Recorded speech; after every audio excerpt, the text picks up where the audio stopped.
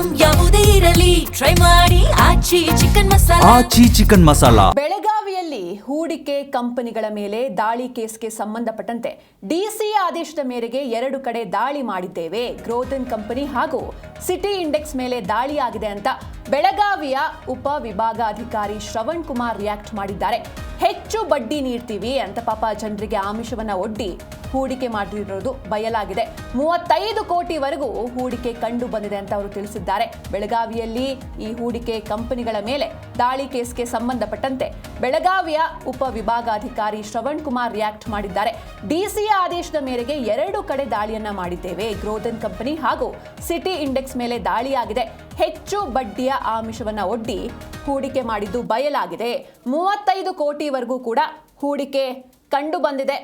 City ಇಂಡೆಕ್ಸ್ನಲ್ಲಿ 30 ಕೋಟಿ ಹೂಡಿಕೆ ಆಗಿರೋದು ಕಂಡು ಬಂದಿದೆ. ಹಾಗೆ ಗ್ರೋಥನ್ ಮೇಲೆ ಆಗಿರುವಂಥ ದಾಳಿ ಬಗ್ಗೆ ನಾಳೆ ಡಿಸಿಗೆ ವರದಿಯನ್ನ ಸಲ್ಲಿಸ್ತೇನೆ. ಸಿಟಿ ಇಂಡೆಕ್ಸ್ ಕಂಪನಿ ಮೇಲೆ ನಾಳೆಯೂ ಕೂಡ ದಾಳಿ ಕಂಟಿನ್ಯೂ ಆಗುತ್ತೆ. ಸೆಬಿಯಲ್ಲಿ ಸಿಟಿ ಇಂಡೆಕ್ಸ್ ರಿಜಿಸ್ಟರ್ ಇರೋದು ಕಂಡು ಬಂದಿದ್ದು ತನಿಖೆಯನ್ನ ನಡೆಸ್ತಾ ಇದ್ದೇವೆ ಅಂತ ಅವರು ತಿಳಿಸಿದ್ದಾರೆ.